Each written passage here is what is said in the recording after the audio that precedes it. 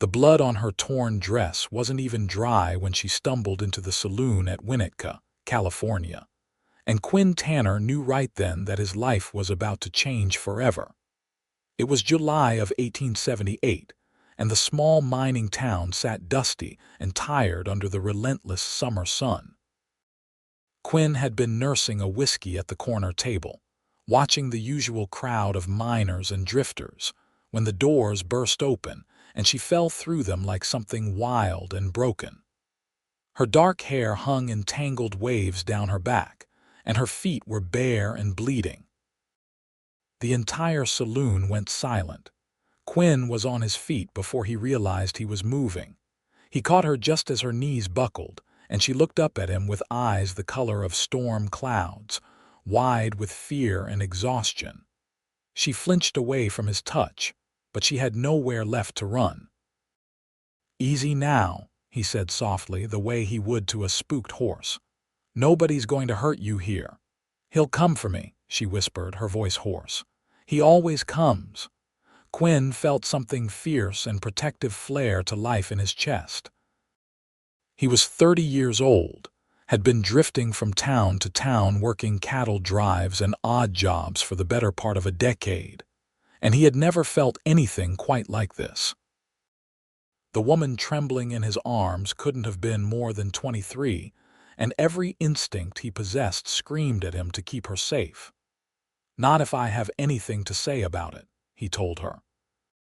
He looked up at the bartender, a grizzled man named Pete who had seen enough of life not to ask too many questions. "She needs water and a room," Pete nodded slowly. "Room 3 is empty. You vouching for her, Tanner?" "I am." Quinn helped her up the narrow stairs, acutely aware of how she trembled with each step. She kept glancing over her shoulder at the doors below, as if expecting the devil himself to walk through them. When they reached the small room, barely large enough for a bed and a washstand, she sank onto the mattress and wrapped her arms around herself. "What's your name?" Quinn asked, crouching down so he was at her eye level. She hesitated for a long moment. "Josephine. Josephine Zimmerman." "Well, Josephine Zimmerman, I'm Quinn Tanner, and I need you to tell me who did this to you." Her eyes filled with tears, but she blinked them back with a determination that made his heart ache. "My stepfather. He bought me from my mother when I was 15. Told everyone I was his ward, that he was doing charity by taking me in after she died. But he kept me like property, worked me like a slave on his ranch outside of town." Quinn's jaw tightened. "Where's his ranch?" "About 10 miles east. But you don't understand. Harold Beckham is a powerful man here. He knows the sheriff, owns half the businesses in town. Nobody will stand up to him." "I will." She looked at him with something like wonder. "Why would you do that? You don't even know me." Quinn didn't have a good answer for that. He only knew that from the moment she had fallen through those doors, something in his world had shifted. He had spent so many years drifting, never putting down roots, never letting himself care too much about anything or anyone.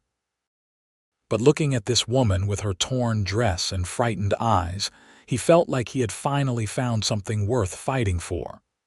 "Let me get you some water and food," he said instead. "Then you should rest. We'll figure out what to do come morning." But Josephine caught his sleeve as he started to stand. "He'll kill me if he finds me. You need to understand that. Harold Beckham doesn't let go of what he considers his. Then I guess he's about to learn he never really had you in the first place." Quinn left her to rest and went back downstairs.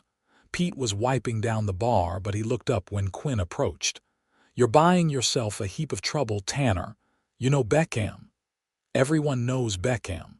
Rich rancher, came here about 10 years back from somewhere back east. Keeps to himself mostly, but he's got influence. If that girl ran away from him, he'll want her back. She's not property." Pete gave him a long look. "Law might see it different, if he's her legal guardian and she's not yet of age. She looks at least 20 to me." "And if he says different," Quinn leaned against the bar, his mind working. Then I guess we'll have to make sure the truth comes out. You got a doctor in this town, Doc Harrison, 2 streets over. Why? Because I have a feeling that woman upstairs has evidence on her that'll prove she's been mistreated. And if a doctor examines her and writes it down, that's harder to argue with than just her word against his. Pete nodded slowly. Smart, but Beckham won't take kindly to it. I don't much care what Beckham takes kindly to. Quinn spent that night dozing in a chair outside Josephine's room. He had his rifle across his lap and his revolver within easy reach. Nobody came, but he stayed alert anyway, listening to the sounds of the town settling into sleep around them. Somewhere in the darkness, a dog barked. A drunk stumbled home singing off-key. The normal rhythms of a small California mining town, but everything felt different now. When dawn broke through the dusty window at the end of the hall, Quinn knocked softly on Josephine's door. He heard movement inside, then her cautious voice. "Who is it, Quinn? I'm going to get the doctor. Will you let him examine you?" There was a long pause. Then so quietly he almost missed it. "Yes." Doc Harrison was a practical man in his 50s who had seen more than his share of frontier hardships.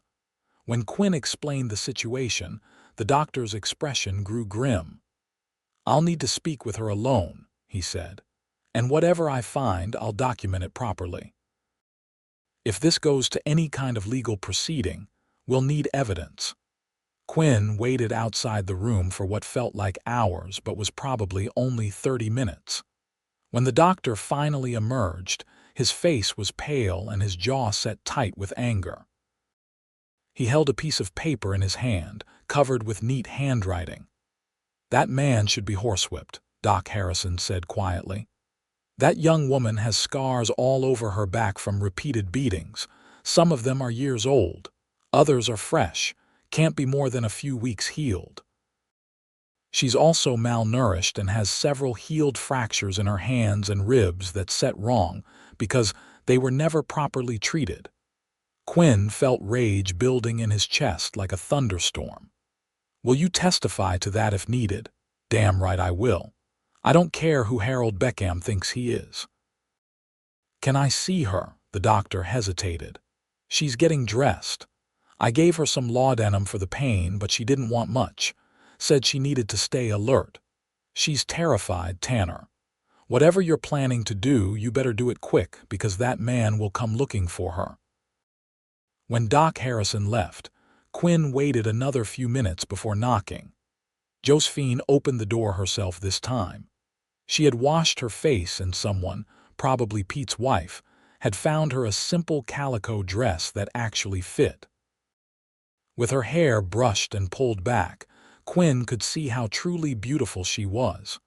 But it was the strength in her eyes that caught him, the determination that hadn't been beaten out of her despite everything she had endured.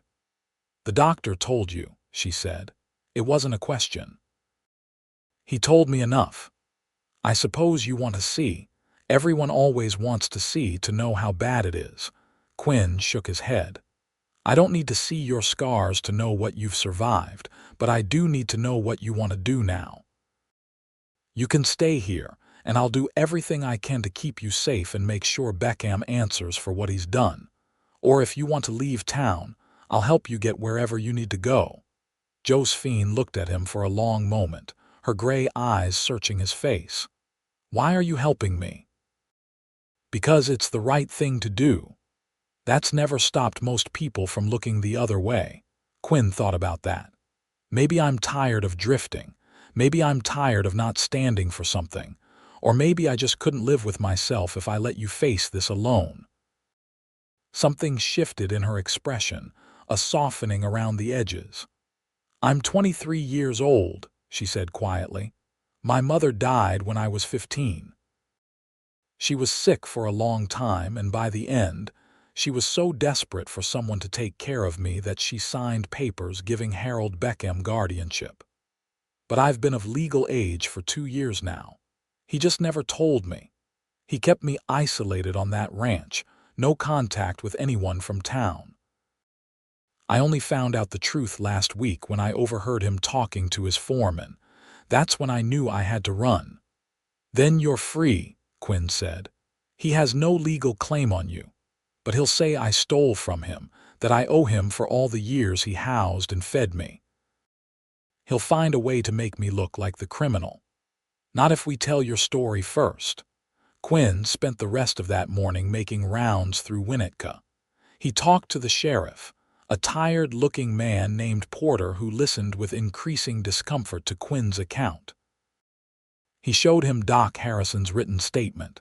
He introduced him to Josephine, who told her story in a steady voice that only shook a little when she described the worst of it. Sheriff Porter rubbed his face wearily. "This is a mess, Tanner. Beckham's going to raise hell. Let him raise hell. Are you going to uphold the law or not? The law says a man can discipline those under his care." "She's not under his care. She's been of age for 2 years." "Well, that changes things." Porter looked at Josephine. "Miss Zimmerman, if what you say is true, then you're free to go where you please. But I can't arrest Beckham without more evidence. Your word and the doctor's statement might not be enough." "I have proof," Josephine said suddenly. "At the ranch." He kept all the guardianship papers in his desk, including the original ones my mother signed. They show my real birth date, and he kept records of everything he claimed I owed him, every piece of food, every scrap of clothing. He was obsessed with it. Quinn looked at the sheriff. "Then we go get them. That's breaking and entering." "Not if she invites me onto the property. It's her legal residence, isn't it?" Porter sighed. "You're a pain in my backside, Tanner, but you're not wrong. If Miss Zimmerman gives you permission to retrieve her personal property, I suppose that's legal enough. But I'm coming with you. If we're doing this, we're doing it by the book." They rode out that afternoon, Quinn, Sheriff Porter, and 2 deputies. Josephine stayed in town at the boarding house, though Quinn could see it cost her to let him go without her. He promised he would come back. The Beckham Ranch was a sprawling operation with a big house that looked too fancy for the California frontier. As they rode up, a man stepped out onto the porch. He was tall and broad-shouldered, probably in his 50s, with steel-gray hair and cold eyes. "This had to be Harold Beckham." "Sheriff Porter," Beckham said, his voice smooth and cultured. "To what do I owe this visit?" "Mr. Beckham, I'm here to retrieve some documents that belong to Miss Josephine Zimmerman." Beckham's expression hardened. "I see my ungrateful ward has been spreading lies about me in town. I took that girl in out of charity when her mother died. I gave her a home, food, education. And this is how she repays me, by running off and telling tales." "She's not your ward anymore," Quinn said, unable to keep quiet. "She's been of legal age for 2 years. And who might you be? Someone who's going to see justice done."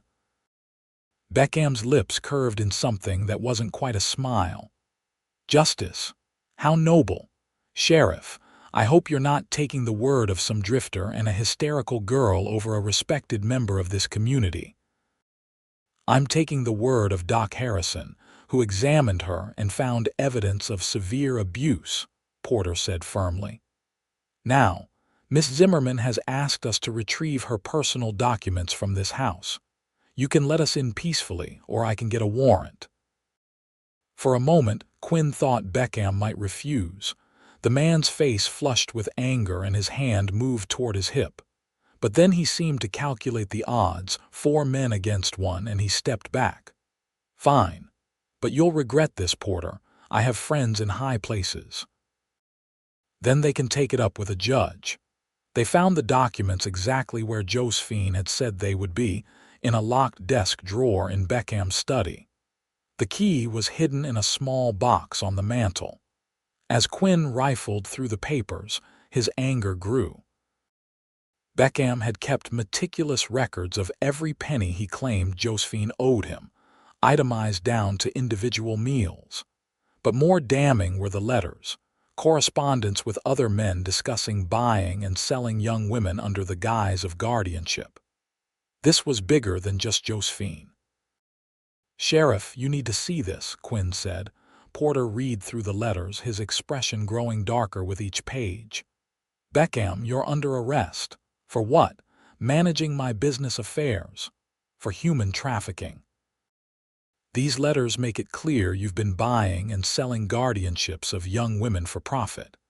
Beckham lunged for a rifle on the wall, but Quinn was faster. He had his revolver out and aimed before Beckham's fingers could close around the weapon. "I wouldn't." They rode back to town with Beckham in handcuffs, the documents secured in Sheriff Porter's saddlebags. Quinn's heart was pounding, and all he could think about was getting back to Josephine and telling her she was truly free. She was waiting on the porch of the boarding house when they arrived. When she saw Beckham in chains, her knees nearly buckled with relief. Quinn dismounted and went to her, and without thinking, she threw her arms around him. He held her carefully, aware of how fragile she felt in his arms despite her strength. "It's over," he said into her hair. "He can't hurt you anymore." She pulled back to look at him, tears streaming down her face. "I don't know how to thank you." "You don't need to thank me." The trial happened 2 weeks later. News of Beckham's arrest had spread through the county, and other young women came forward with similar stories. The trial was quick, and the verdict unanimous. Harold Beckham was sentenced to 15 years in prison. Some people thought it wasn't enough, but Josephine told Quinn she could live with it. What mattered was that she was free. In the weeks following the trial, Quinn found himself spending more and more time with Josephine. He had been planning to move on, the way he always did, but somehow he kept finding reasons to stay in Winnetka. He helped her get a job at the general store, where her quick mind and friendly nature made her popular with customers. He taught her to ride properly, not the desperate flight she had made when escaping, but the easy partnership between horse and rider. And they talked, long conversations that stretched into the evening, sitting on the porch of the boarding house and sharing their stories. Quinn told her about growing up in Texas, the youngest of 5 boys. He told her about losing his parents to fever when he was 18, and how he had struck out on his own rather than stay and watch his brothers divvy up the family ranch. He told her about the years of drifting, working cattle drives and breaking horses, never staying anywhere long enough to call it home. Josephine told him about her mother, a gentle woman who had loved books and music. She told him about her father, who had died in a mining accident when she was 6. She told him about the years with Beckham, but she also told him about the small rebellions that had kept her spirit alive. How she had taught herself to read better by sneaking books from his library. How she had learned to cook not just to survive, but to create small moments of beauty in the bland meals he demanded. How she had never, ever let him make her believe she deserved what he did to her. "I used to think there was something wrong with me," she said one evening as they sat watching the sunset paint the sky orange and pink. "Like maybe I was so broken that I would never be normal again." "You're not broken," Quinn said firmly. "You're the strongest person I've ever met." She turned to look at him, and something in her eyes made his breath catch. "I don't feel strong. Most of the time I'm terrified, but when you're around, I feel like maybe I could be brave enough to build a real life." Quinn reached over and took her hand. It was the first time he had initiated touch since that first day, and he felt her fingers tremble slightly before they curled around his. "You're already brave. You saved yourself. I just helped with the details. Don't minimize what you did. You believed me when no one else would have. You fought for me. I'd do it again in a heartbeat." They sat in silence for a while, hands linked, and Quinn felt something settling into place in his chest. This was what he had been searching for all those years of drifting. Not a place, but a person. Someone who made him want to stop running and start building. As summer faded into autumn, Quinn took a job at one of the larger ranches outside Winnetka. The work was hard but honest, and he was good at it. He started saving money, thinking ahead for the first time in years. Josephine continued working at the general store, and she started taking classes in the evening with the town schoolteacher, a kind woman named Mrs. Hartley, who believed every person deserved an education regardless of their past. They courted slowly, properly, aware that the whole town was watching. Quinn would call on Josephine at the boarding house, and they would take walks through town or have dinner at the small restaurant next to the saloon. He brought her wildflowers he picked on his rides. She mended his shirts and darned his socks, blushing when he thanked her. It was late October when everything changed. Quinn had been planning how to propose, trying to find the right words and the right moment. But then one evening Josephine showed up at the ranch where he was working, riding a horse she had borrowed from the livery. Her face was pale and tight with some emotion he couldn't read. "What's wrong?" he asked, helping her down from the saddle. "Nothing's wrong. I just needed to see you." "Can we talk somewhere private?"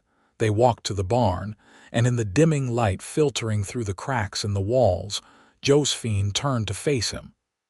"I need to show you something," she said, "and I need you to be honest with me about how you feel after you see it." "Josephine, what is this about?" Instead of answering, she turned around and began unbuttoning the back of her dress. Quinn started to protest, to tell her she didn't need to do this, but something in her posture stopped him. This was important to her. When she had the dress open far enough, she let it fall to her waist. She wore a simple chemise underneath, and she pulled that up slowly, exposing her back to him. Quinn had seen scars before. He had plenty of his own from years of rough living. But what he saw on Josephine's back made his throat close up with rage and sorrow. Crisscrossing lines covered her skin from shoulders to waist, some white and faded with age, others still pink and raised. These weren't the scars of accidents or mishaps. These were deliberate, methodical marks of cruelty, the pattern of a belt, applied again and again over years. "Doc Harrison saw them," Josephine said, her voice steady despite the vulnerability of her position. "But you never asked. And I need you to see them, to really understand what my life was like before we go any further with this. Because if you're going to leave, if this is going to be too much for you, I need to know now." Quinn stepped closer, and she flinched slightly, an involuntary response she couldn't control. He moved slowly, carefully, until he was right behind her. Then, with infinite gentleness, he traced one of the scars with his fingertip. She shivered. "Does it hurt?" he asked softly, not physically. "Not anymore." He traced another scar, then another. "How old were you when he started?" 15. "The first time was 2 weeks after I came to live with him. I broke a dish, and he said I needed to learn consequences." Quinn felt tears prickling his eyes. He bent down and pressed his lips to one of the scars, a long line across her left shoulder blade. Josephine gasped. "What are you doing?" He kissed another scar and another. "I'm honoring your bravery," he said between kisses. "Every one of these marks is evidence that you survived, that you didn't break, that you kept your spirit alive through hell itself." He worked his way across her back, kissing each scar he could find, and with each touch Josephine's breathing grew more ragged. When he finally straightened up, she was crying silently, tears streaming down her face. "You're beautiful," he said. "Every part of you. These scars don't diminish that. If anything, they make you more magnificent because they show what you've overcome." She turned around, pulling her chemise back into place but not bothering with the dress. "You really mean that? I've never meant anything more in my life." Quinn took a shaky breath. "I love you, Josephine. I have since the moment you fell through those saloon doors. I know it's fast, and I know you might need time, but I can't keep it inside anymore. I love you, and I want to spend the rest of my life proving to you that you deserve every good thing this world has to offer." Josephine launched herself at him, and he caught her, holding her tight as she wrapped her arms around his neck. "I love you too," she said against his shoulder. "I was so afraid you would see me as damaged, as something broken you had to fix. You're not broken. You never were." "Then yes," she said, pulling back to look at him with those storm-gray eyes. "Yes to whatever you're about to ask me. Yes to a future together. Yes to everything." Quinn laughed, feeling lighter than he had in years. "I haven't even asked yet, so ask." He got down on one knee right there in the dusty barn, still holding one of her hands. "Josephine Zimmerman, would you do me the honor of becoming my wife?" "Yes, Quinn Tanner. 1,000 times yes." They were married in early November in the small church in Winnetka. Mrs. Hartley stood up with Josephine, and Sheriff Porter stood up with Quinn. It was a simple ceremony, but it felt more meaningful than anything Quinn had ever experienced. When he kissed his bride, he could feel her smiling against his lips. They rented a small house on the edge of town, just 2 rooms and a kitchen, but it was theirs. Quinn continued working at the ranch, and Josephine kept her job at the store. They saved money and made plans. Quinn talked about maybe buying some land of their own someday, starting a small horse breeding operation. Josephine talked about maybe opening a shop where she could sell baked goods and preserves. They were modest dreams, but they were building them together. The first few months of marriage weren't always easy. Josephine still had nightmares sometimes, waking up gasping and disoriented. Quinn learned to talk to her softly, to light a lamp so she could see where she was, to hold her gently until the fear passed. She learned that Quinn had his own demons, his own moments of darkness when he questioned whether he was good enough for her, whether he could really give her the life she deserved. She learned to reassure him, to show him through her actions and her words that he was exactly what she needed. They made love slowly and carefully at first, both of them cautious of boundaries and old wounds. But gradually they learned each other's bodies, each other's desires. Quinn made sure Josephine knew she was always safe with him, that she could say no at any time and he would stop. And Josephine learned to trust in her own pleasure, to accept that wanting intimacy didn't make her weak or damaged. Spring came to California, turning the hills green and dotting them with wildflowers. Quinn took Josephine on long rides through the countryside, showing her the land he hoped to buy someday. They would pack a lunch and spend whole afternoons lying in the grass, talking about everything and nothing.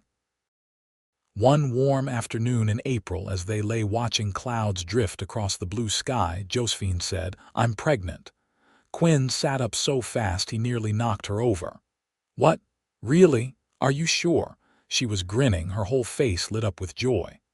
"I saw Doc Harrison yesterday. He confirmed it. We're going to have a baby." Quinn let out a whoop of pure happiness and gathered her into his arms, spinning her around until she was laughing and begging him to stop before she got dizzy. When he finally set her down, he kept his hands on her waist, looking at her with wonder. "A baby," he said. "Our baby. Are you happy?" "Happy, Josephine. I'm overwhelmed. I'm terrified. I'm more excited than I've ever been in my life." She put her hand on his cheek. "We're going to be good at this. I know we are." The pregnancy was healthy and uncomplicated. Josephine bloomed, her skin glowing and her energy seemingly boundless. She sewed baby clothes and knitted blankets. Quinn built a cradle from oak wood, sanding it until it was smooth as glass. They argued good-naturedly about names. Quinn wanted something strong and simple. Josephine wanted something with meaning. Their son was born on a cold December night in 1879, 18 months after Josephine had stumbled into that Winnetka saloon.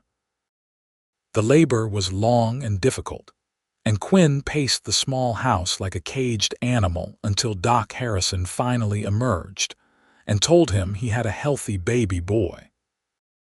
When he went in to see Josephine, she was propped up in bed looking exhausted but radiant, holding a small bundle wrapped in one of the blankets she had made. "Come meet your son," she said. Quinn approached almost shyly, still in awe of what had just happened. The baby was tiny and red-faced, with a shock of dark hair and Quinn's nose. When Quinn reached out to touch his impossibly small hand, the baby's fingers curled around his thumb. "He's perfect," Quinn whispered. "We're naming him Thomas," Josephine said. "After my father, Thomas Tanner." "I like it." Being parents changed everything and nothing. They were more tired than they had ever been, waking every few hours when Thomas cried. But they were also happier, finding joy in every milestone, every smile, every new achievement. Quinn had never imagined himself as a family man, but he discovered he loved it. Coming home at the end of a long day to find Josephine singing to Thomas while she cooked dinner felt like everything he had never known he wanted.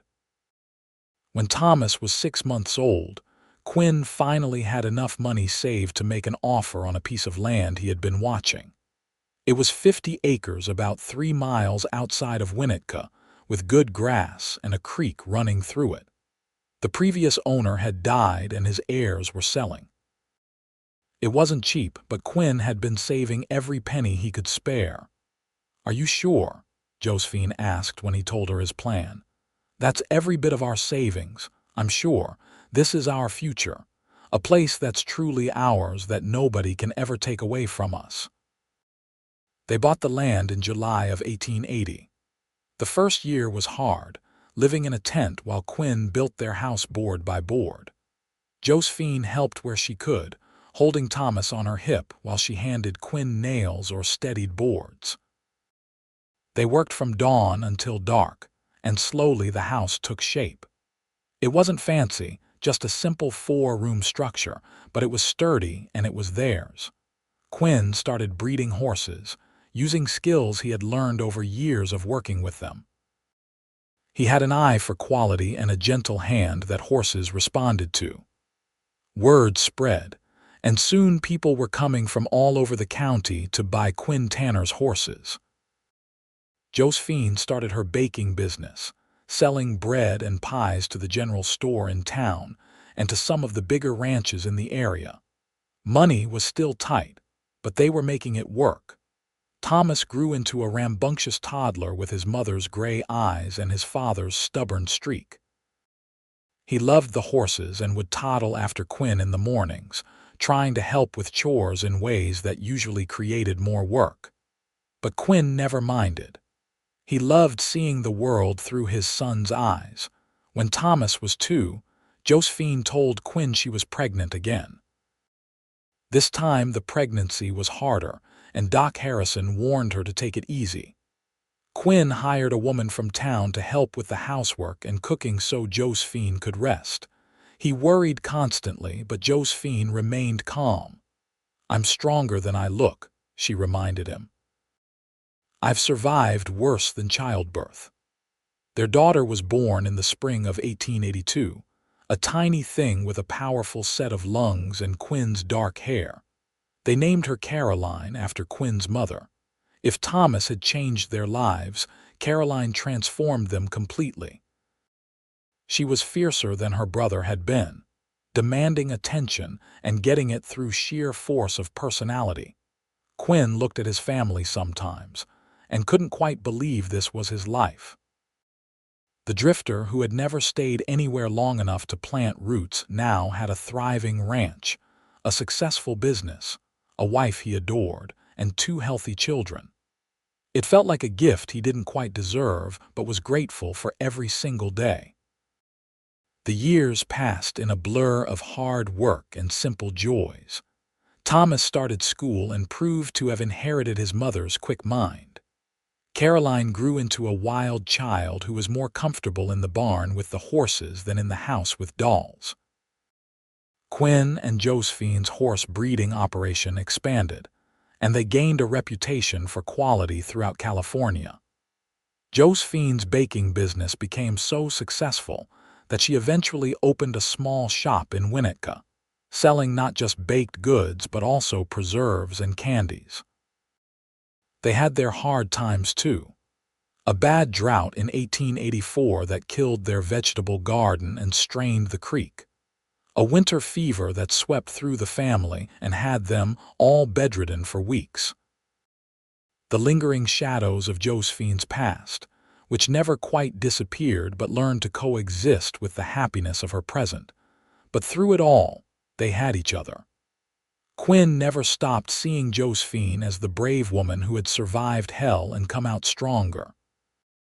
And Josephine never stopped being amazed that this man had looked at her broken and bleeding and seen someone worth fighting for.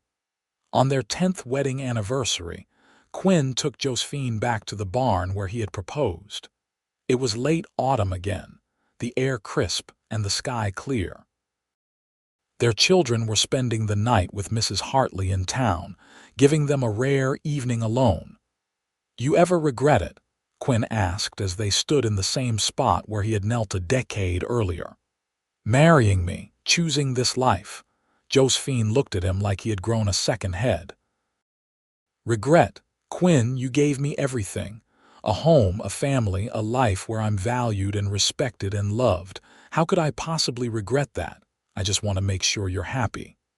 She took both of his hands in hers. "I'm more than happy. I'm fulfilled. I have a partner who treats me as an equal, who supports my dreams, who shows our children every day what a good man looks like. You gave me back my life, Quinn, and then you helped me build something beautiful with it." He pulled her close, breathing in the familiar scent of her hair. "You did that yourself. I just had the privilege of being there to watch." "We did it together," she corrected. "Everything we have, we built together." They made love that night in the house they had built with their own hands, in the bed they shared, under the roof that sheltered their family. And afterward, as they lay tangled together in the darkness, Quinn traced the scars on Josephine's back with gentle fingers, the way he had done so many times before. "Still brave," he whispered. "Still beautiful." "Still yours," she whispered back. The children grew. Thomas decided he wanted to be a veterinarian and started working with Doc Harrison, learning about animal medicine. Caroline declared she was going to be a horse breeder like her father and spent every spare moment in the stables. Quinn and Josephine watched their children flourish and felt proud of what they had created. In 1889, when Thomas was 10 and Caroline was 7, Josephine told Quinn she was pregnant again. They were older now, more settled, and while the pregnancy was a surprise, it was a welcome one. Their third child, a son they named Daniel, was born that November. He was a calm baby, content to observe the world with serious dark eyes. The ranch continued to prosper. Quinn's horses were known throughout California and into Nevada and Arizona. People would travel days to buy from him. Josephine's shop in town had become a gathering place for women, somewhere they could buy quality goods and share news and friendship. The house had been expanded twice to accommodate their growing family. They had built something lasting, something real. And it had all started with a terrified woman falling through saloon doors and a drifter who decided to stop running. Years continued to roll by with the steady rhythm of ranch life. The children grew into young adults with their own dreams and ambitions. Thomas went off to study veterinary medicine in San Francisco, writing home regularly with stories of his classes and the city.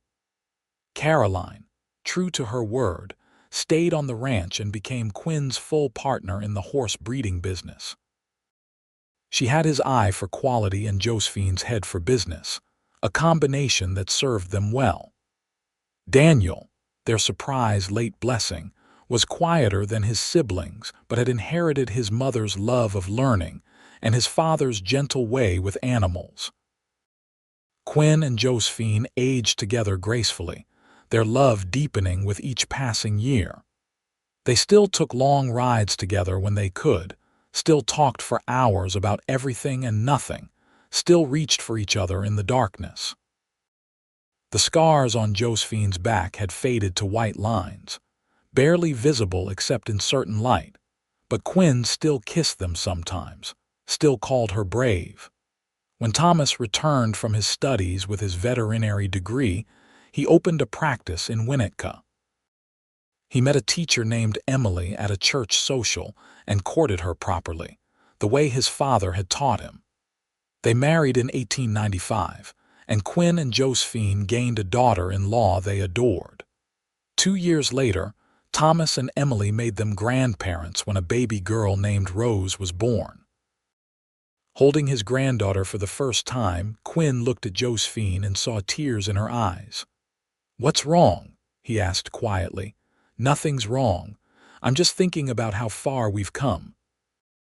From that terrified girl in the saloon to this, grandmother to a beautiful baby girl surrounded by family. Sometimes it feels like a dream. It's not a dream. We earned this, every bit of it.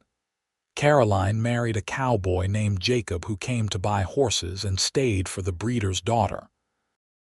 They built a house on the other side of the ranch property and continued expanding the business. Daniel went to college to study agriculture and came back full of ideas about modern ranching techniques. The Tanner Ranch became one of the most successful operations in Central California, known for quality horses and innovative practices. Through it all, Quinn and Josephine remained the heart of it. They were the foundation on which everything else was built. Their love story became something of a legend in Winnetka. The tale of the cowboy who fought for the scarred woman and the couple who built an empire from nothing but determination and love. On their 25th wedding anniversary in 1904, their children threw them a surprise party. The house was packed with family and friends, all there to celebrate the couple who had become pillars of the community.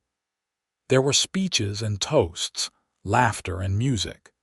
But Quinn's favorite moment came late in the evening when he and Josephine slipped away to the porch for a moment of quiet. 25 years, Josephine said, leaning against him as they looked out over the ranch they had built. Sometimes it feels like yesterday that I stumbled into that saloon. Other times it feels like a lifetime ago.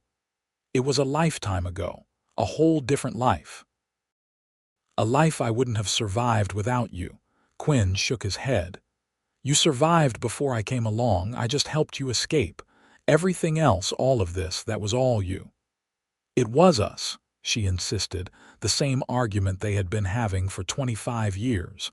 It will always be us. He kissed her forehead, breathing in the scent of her hair, still familiar after all these years. I love you, Josephine Tanner, more now than the day I married you. I love you too, and I'm grateful every day that you saw past the scars to the woman underneath. I saw a brave woman who deserved better than what life had given her. I still see that woman, every time I look at you. The party continued inside, their family and friends celebrating the love that had started with an act of courage and grown into something beautiful and lasting. Quinn and Josephine stayed on the porch a while longer, content in each other's company, watching the stars come out over the California hills. They had years ahead of them still, grandchildren to watch grow, a ranch to run, a life to continue building together. But in that moment, with the sounds of celebration behind them and the peaceful night before them, they were simply grateful. Grateful for the chance meeting that had changed both their lives. Grateful for the courage to choose love over fear. Grateful for every day they had been given together. The scars on Josephine's back would always be there, a permanent reminder of where she had come from. But they were no longer symbols of suffering. They had become badges of survival, proof of strength, evidence that even the darkest past could lead to a bright future. And Quinn would continue to kiss them, to honor them, to call Josephine brave for as long as they both lived, because that's what love did. It saw the broken places and called them beautiful. It honored the scars and celebrated the healing. It took two people from different paths and wove their stories together into something neither could have created alone. The cowboy and the woman with scars had found each other in a dusty California mining town in 1878, and they had built a love story for the ages. Not because it was easy or perfect, but because it was real.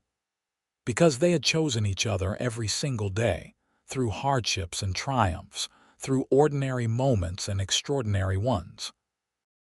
As the years rolled on into the new century, Quinn and Josephine grew old together on the ranch they had built. They watched their children have children of their own. They saw the automobile replace the horse and buggy in town.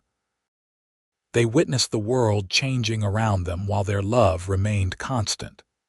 In 1912, when Quinn was 64 and Josephine was 57, they celebrated their 33rd anniversary surrounded by 3 children, 7 grandchildren, and a great-grandchild on the way.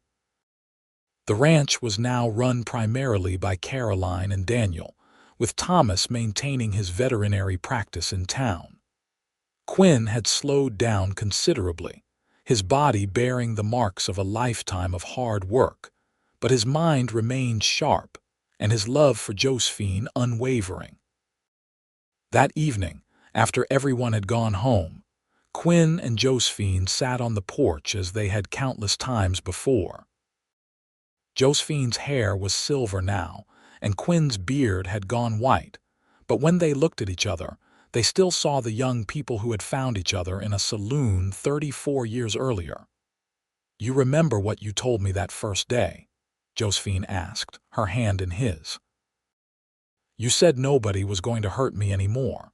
I remember, you kept that promise, not just that day but every day since." Quinn squeezed her hand gently. "It was the easiest promise I ever made to keep. Loving you has been the greatest privilege of my life. And you saved me in more ways than just that first rescue. You gave me a reason to heal, to grow, to become more than just my past. You showed me what real love looks like." "We saved each other," Quinn said. "I was just drifting before I met you, going through the motions of living but never really feeling alive. You gave me purpose, a reason to stop running and start building. You made me want to be better, to do better." They sat in comfortable silence as the sun set over the hills, painting the sky in shades of orange and pink. The ranch was quiet now, the horses settled for the night, the work done for another day. It was peaceful, this life they had built together. "I want you to know something," Josephine said quietly. "When I die, whenever that is, I want to die knowing that I lived a full life, that I wasn't defined by what happened to me but by what I chose to do afterward, and that's because of you, Quinn. You helped me see that my scars didn't have to be the end of my story, they were just the beginning." "Don't talk about dying," Quinn said, though his voice was gentle. "We've got years yet, maybe, but I want you to know anyway. You were my hero, my love, my partner, my everything. And if I had to do it all over again, every terrible moment, every scar, I would, because they all led me to you." Quinn felt tears prickling his eyes. After all these years, she could still move him to tears with her words. "You're the brave one, Josephine. You always have been. I just had the good fortune to be there to witness it." "We're both brave," she said, settling against his shoulder. "We were brave enough to love each other despite our pasts, brave enough to build this life. Brave enough to believe in happily ever after even when the world told us it wasn't possible." They stayed there until the stars came out. Two people who had found each other against all odds and built something beautiful from pain and courage. The cowboy who had kissed the scars and called them brave. The woman who had survived hell and come out strong enough to build heaven. Their love story would be told in Winnetka for generations, passed down as a reminder that it's never too late to start over, that love can heal the deepest wounds, And that sometimes the bravest thing you can do is let yourself be saved while saving someone else in return. And every night, until their last days, Quinn would trace the faded scars on Josephine's back with gentle fingers and whisper the same words he had spoken in that barn so many years ago. "Still brave, still beautiful, still mine." To which Josephine would always reply, "Still yours, always yours."